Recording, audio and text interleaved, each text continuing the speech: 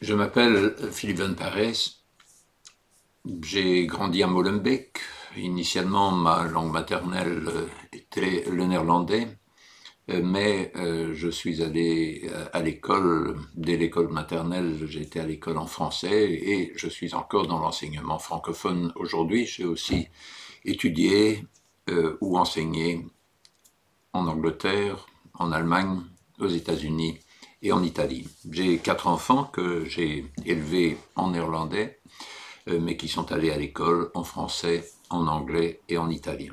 Je suis aussi aujourd'hui président de ce qui s'appelle le Conseil bruxellois pour le multilinguisme, et j'ai pour tâche de vous expliquer ce qu'est la situation linguistique à Bruxelles aujourd'hui et comment on y est arrivé. Bruxelles est née il y a un millier d'années, et pendant des siècles, le dialecte, la langue qui y était parlée était un dialecte de ce qui est aujourd'hui le néerlandais, un dialecte germanique. Les choses ont commencé à changer au XVe siècle lorsque Bruxelles est devenue une capitale. Sous les ducs de Bourgogne, le français est devenu la langue de l'élite. Petit à petit, cette langue s'est aussi diffusée dans la population, mais très lentement. Et lorsque la Belgique est devenue un État indépendant, en 1830, on peut estimer que sur le territoire de ce qui est aujourd'hui la région de Bruxelles-Capitale, une très grosse majorité de la population parlait le néerlandais, ne connaissait que le néerlandais ou le dialecte ou un dialecte du néerlandais. Une minorité de la population ne parlait que le français et une petite proportion de la population était bilingue. Cette proportion de bilingues a augmenté lentement mais sûrement au fil du XIXe siècle pour atteindre vers les années 1890, pour atteindre environ 50% de la population. Et c'est resté à ce niveau-là de 50% de la population jusque après la Deuxième Guerre mondiale. Donc, entre-temps, la Belgique s'est transformée d'un État unilingue francophone, ce qu'elle était en 1830, en État officiellement bilingue à la fin du XIXe siècle. Mais pendant cette période-là, donc Bruxelles, capitale bilingue de cet État officiellement bilingue, Bruxelles pouvait être considérée linguistiquement comme une ville bilingue, puisque environ 50% de la population était effectivement bilingue. Mais derrière cette stabilité se cachait une évolution extrêmement rapide, ou en tout cas nette, puisque la proportion de ceux qui disaient connaître le français sans connaître le néerlandais n'a cessé d'augmenter pour atteindre environ 2 tiers de la population à la fin du XXe siècle, tandis que ceux qui disaient connaître le néerlandais sans connaître le français tombaient pratiquement à zéro. Après cette période de stabilité, le nombre de bilingues, la proportion de bilingues s'est aussi mise à diminuer, et à la fin du XXe siècle, il n'y avait plus qu'un tiers de bilingues. Mais ce qui est crucial pour la situation linguistique de Bruxelles aujourd'hui, ce qu'il est crucial de comprendre, c'est qu'on ne peut plus regarder Bruxelles aujourd'hui avec des lunettes bicolores, simplement en termes de français et néerlandais. Pourquoi? Parce que la situation démographique, la composition de la population bruxelloise s'est profondément transformée.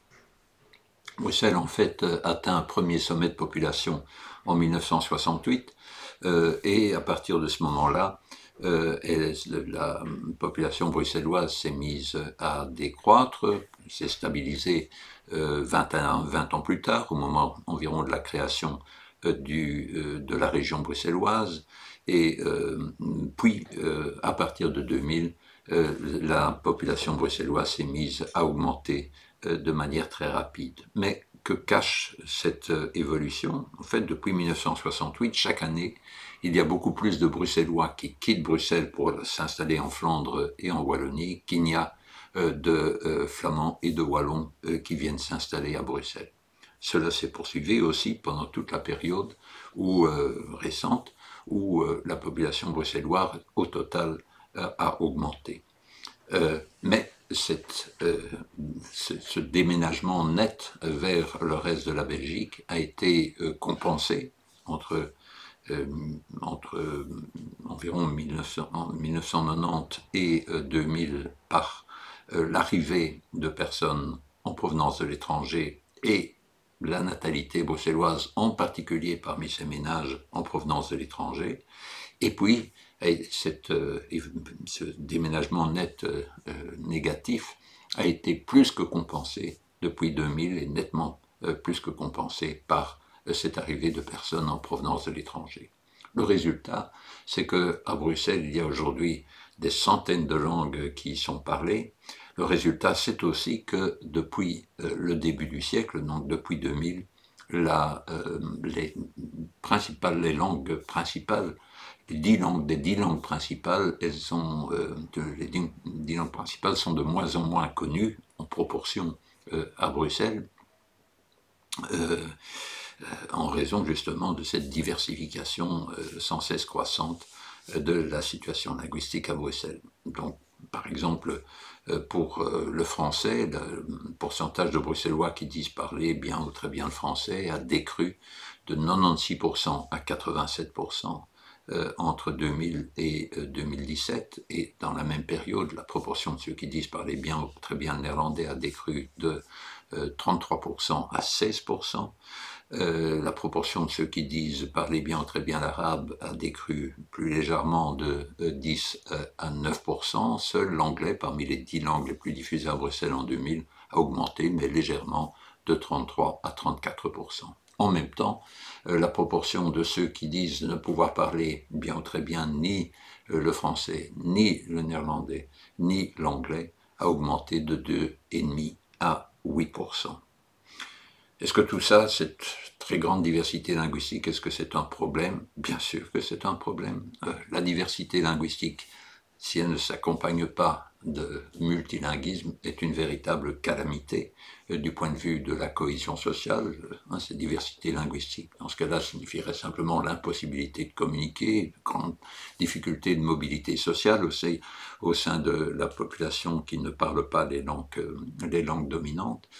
Mais par contre, si cette diversité linguistique est accompagnée de multilinguisme, eh bien alors cela devient un atout pour chacune des personnes qui sont dotées de ce multilinguisme, un atout aussi pour Bruxelles dans son ensemble. Il n'est donc pas étonnant que le gouvernement bruxellois actuel et fait de la promotion du multilinguisme une de ses priorités, au point de créer un ministère pour la promotion du multilinguisme.